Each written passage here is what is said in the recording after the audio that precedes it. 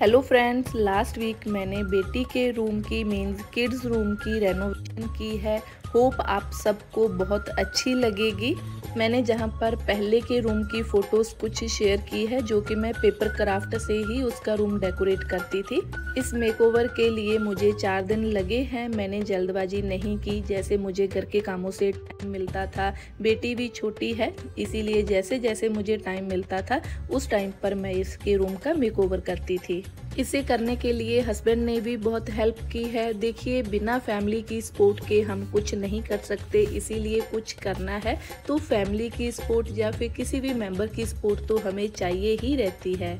मेरी बेटी 3 साल की है, इसीलिए हमने उसके रूम में किसी तरह का कोई फर्नीचर नहीं बनवाया है और मुझे लगता है आने वाले 4-5 साल तक भी उससे फर्निश्ड रूम की ज़रूरत नहीं है। बच्चे हैं, बच्चों को टॉयज़ चाहिए, इसीलिए मैंने इसके रूम को इसके इंटरेस्ट के अकॉर्डिंग ही डेकोरेट करने की कोशिश की है अब तक। जैसे कि अब तक मैं पेपर क्राफ्ट से ही इसका रूम डेकोरेट करती थी। तब छोटी थी, टाइम मिल जाता था। अब बड़ी हो रही है, उसे बाहर घुमाने के लिए लेके जाना होता है, इतना टाइम नहीं मिलता है। तो इसीलिए मैंने पेपर का काम छोड़कर कुछ ऐसा सोचा है जो कि आने वाले 3-4 साल तक वो चल जाए। इसीलिए हमने रूम को ग्रे और पिंक कलर से पेंट किया है। ये स्टिकर जो आप एलिफेंट का देख रहे हैं, इसे तकरीबन 2.5 साल पहले हमने स्टिक लगाया था, तो ये बिल्कुल भी अब तक ख़राब नहीं हुआ, बहुत अच्छे से पड़ा है। और अब कलर करते हुए भी हमने ध्यान रखा है कि ये ख़राब ना हो। बिल्कुल इसके साइड से कलर किया है और जो हल्का फुल्का इसके ऊपर लग रहा था कलर या हो रहा था, तो उसको साथ के साथ ही हमने टिश्यू पेपर से साफ़ किया है, ताकि जो ये स्टिकर है वो बना रहे। और मुझे लगता है ये आने वाले 2 साल तक आराम से चलेगा। और यदि आपको भी अपने बच्चों के लिए ये स्टिकर चाहिए तो इसका लिंक मैं डिस्क्रिप्शन बॉक्स में शेयर करूंगी।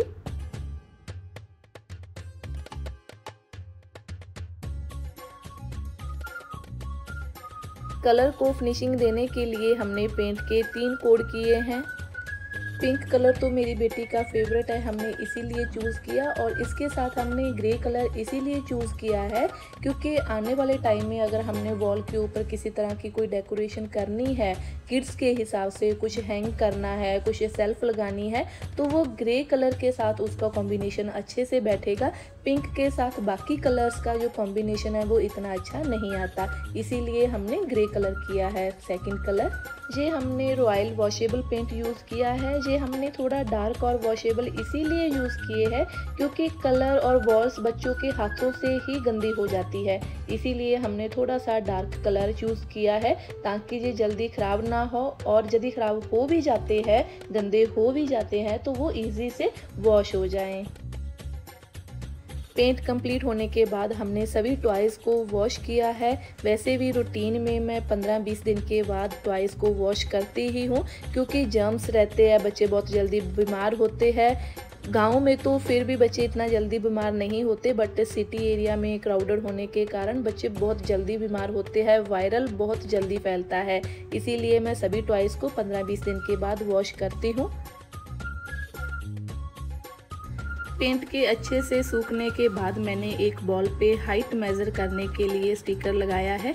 बहुत अच्छा है, फ्लावर्स में गर्ल्स के रूम में अच्छा लगता है। इवन इसमें ब्लू कलर होने के कारण बॉयज़ के रूम में भी अच्छा लगता है। ये स्टिकर मैंने आइकिया से लिया था, इसका भी लिंक आपके साथ शेयर करूँगी। ज़्यादातर जो स्टिकर्स होते हैं उनकी जो बॉर्डर लाइन होती है वो ट्रांसपेरेंट होती है और वहाँ से बहुत जल्दी ब्लैक हो जाता है। मैंने ये 2 स्टिकर लगाए अपने घर में, ये तो अभी लगाया है। एलिफेंट का तो मुझे लगभग 2.5 साल हो चुके हैं लगाए हुए। उसकी जो बॉर्डर की लाइन है वो बिल्कुल भी ख़राब नहीं हुई, एज इट ट्रांसपेरेंट ही है।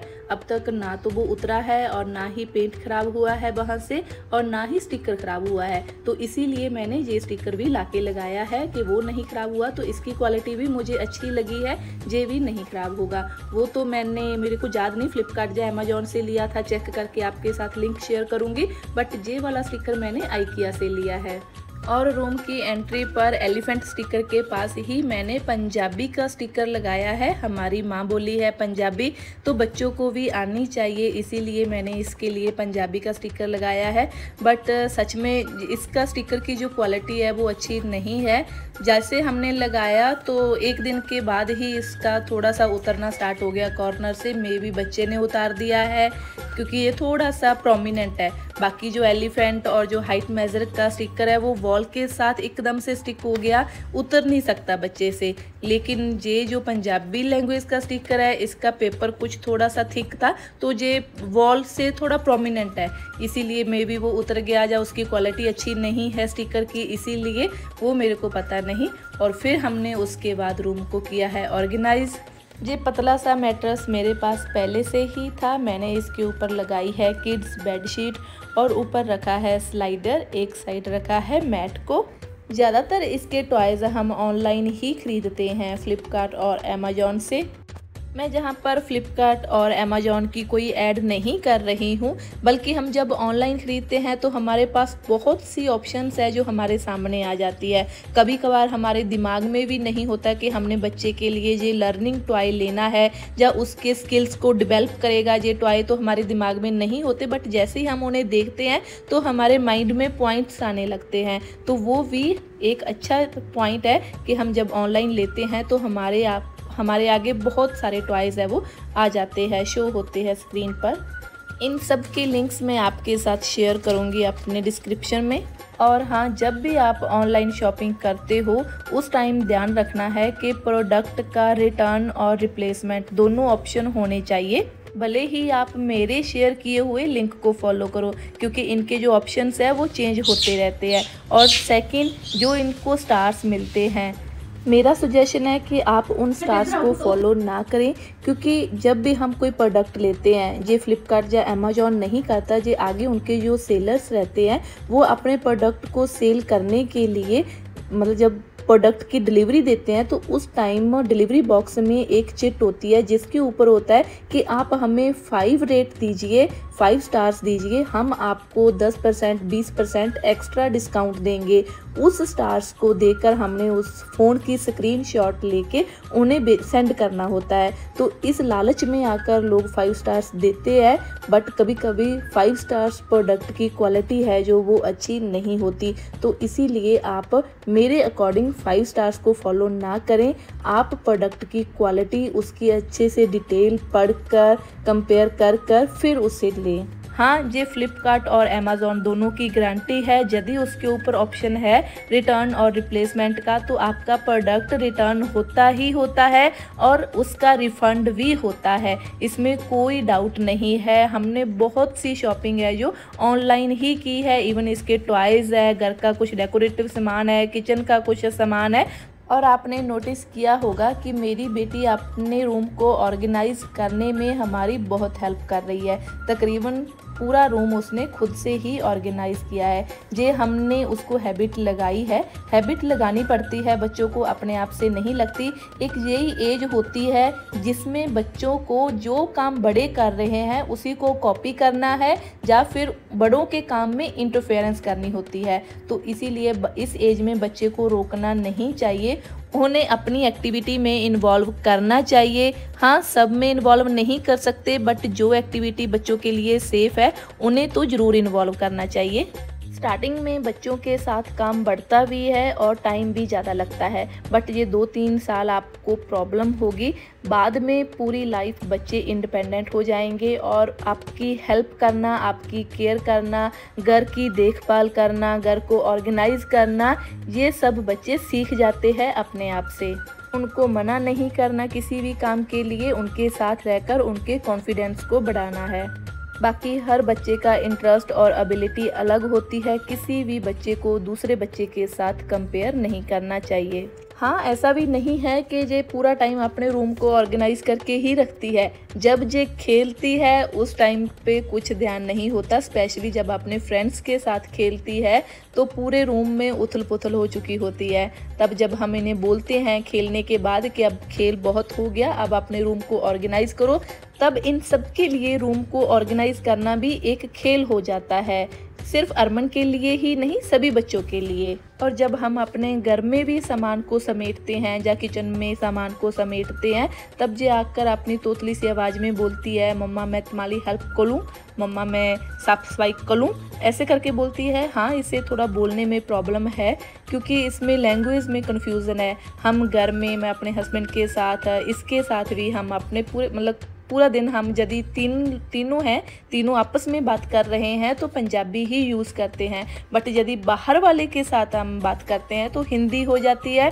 और जब जे अपने फ्रेंड्स के साथ खेलती है, बच्चों के साथ खेलती है, तो मराठी हो जाती है और स्कूल में इसकी इंग्लिश है। तो इसीलिए ये 3-4 लैंग्वेज होने के कारण इसको थोड़ी कन्फ्यूज़न है, बट हाँ, चारों लैंग्वेज को अच्छे से समझती है। हमने डॉक्टर्स को भी फॉलो अप किया है, उन्होंने भी यही बोला है कि इससे जो इसकी प्रोनाउंसिएशन है वो 2.5-3 साल और लेगी क्लियर होने में, क्योंकि लैंग्वेज एक नहीं है इसके इन्वायरमेंट में।